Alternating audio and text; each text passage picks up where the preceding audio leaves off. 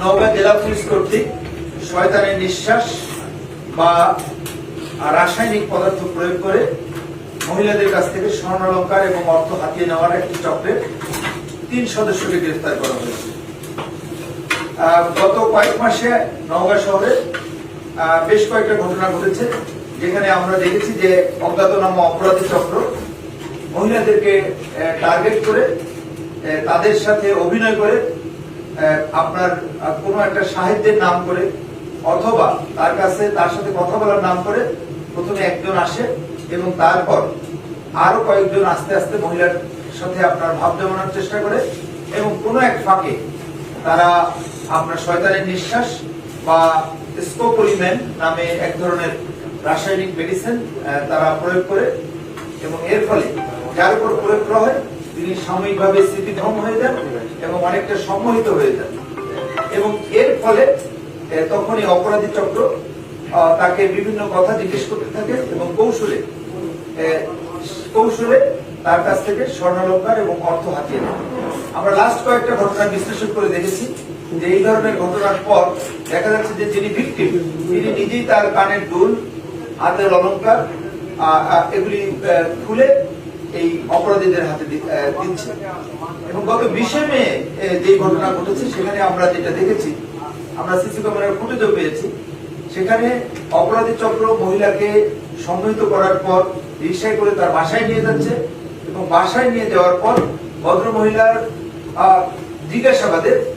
Victim নিজেই আমাকে জানিয়েছে যে সে নিজেই সম্মোহিত হয়ে আলমারির ড্রয়ার খুলে তার স্বর্ণালঙ্কার, আংটি এবং টাকা পয়সা এদের হাতে তুলে দেয় এবং এরপরে এই অপরাধী চক্র তাকে নিয়ে আবার আপনার কিছু দূর যাওয়ার পর রিক্সা থেকে নেমে ছেড়ে তারা এটা চলে যায়। এই অপরাধী চক্রের অন্যতম সদস্য হাসান, বাবু এবং ছোটকে আমরা টাঙ্গাইল থেকে গ্রেফতার করেছি এবং টাঙ্গাইলের পুরাতন বাস স্ট্যান্ডে তারা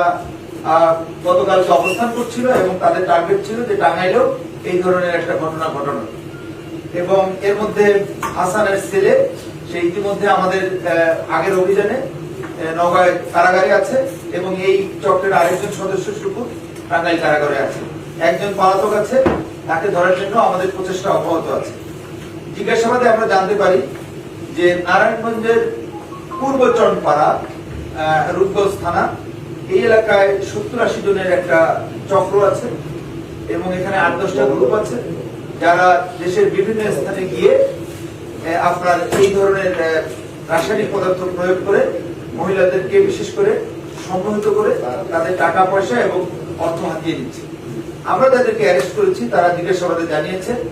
যে তারা ইতিমধ্যে নারায়ণগঞ্জ, নওগাঁ, খুলনা, ফরিদপুর সহ বেশ কিছু জেলায় প্রায় 10-12টার উপরে তারা আপনার এই শয়তানের নিঃশ্বাস বা আপনার স্কোপোলিমেন এই কেমিক্যাল প্রয়োগ করে তারা বিভিন্ন মহিলাদেরকে সম্মোহিত করে তাদের অর্থ এবং টাকা পয়সা হাতিয়ে নিয়েছে। তা আমি যেটা মেসেজ দিতে চাই আপনাদের মাধ্যমে সেটা হলো যে আপনারা মানুষকে সচেতন করবেন। একই সাথে এই ধরনের মানে কোন লোক যদি আপনাদের সাথে অথবা কোনো ভদ্র মহিলার সাথে কথা বলতে আসে